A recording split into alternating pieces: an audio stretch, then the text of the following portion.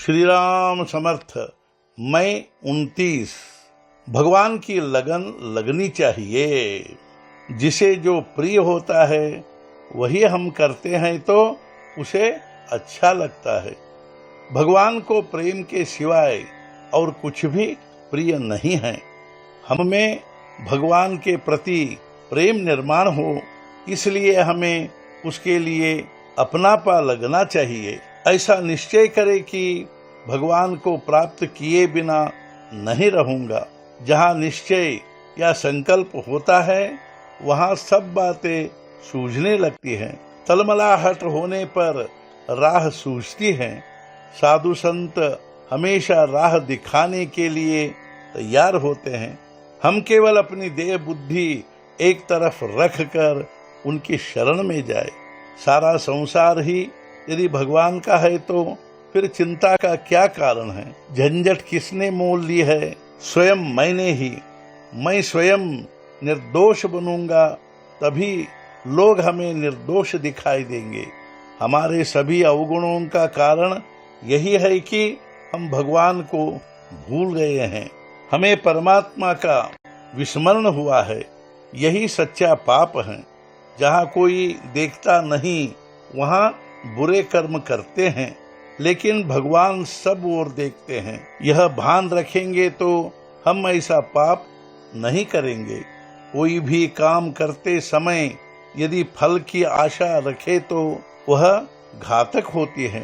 जिस कृत्य से भगवान हमारे निकट आते हो वही सत्कृत्य होता है। स्नान संध्या करने पर यदि बुरा काम करे तो उससे क्या लाभ? मन में कोई हेतु न रखकर परमेश्वर के प्रति श्रद्धा रखकर व्यवहार करे। मन परमेश्वर को समर्पित करे और उसे किसी अन्य कामों में न उलझाए। एक बार अर्पण किया मन यदि फिर विषय वासना में डूबेगा तो समझना चाहिए कि मन अर्पण नहीं हुआ। मेरी गृहस्थी जैसी भी होने वाली हो वैसी हो, किंतु हे भगवान मुझे तुम्हारा विस्मरण न हो, ऐसी हम अनन्य भाव से प्रार्थना करें। प्रत्येक कृति में मैं भगवान का हूँ ऐसा भान रखे। अवनति के समय में भी जो भगवान का होकर रहता है उसे फिर किसी का भी डर नहीं लगता।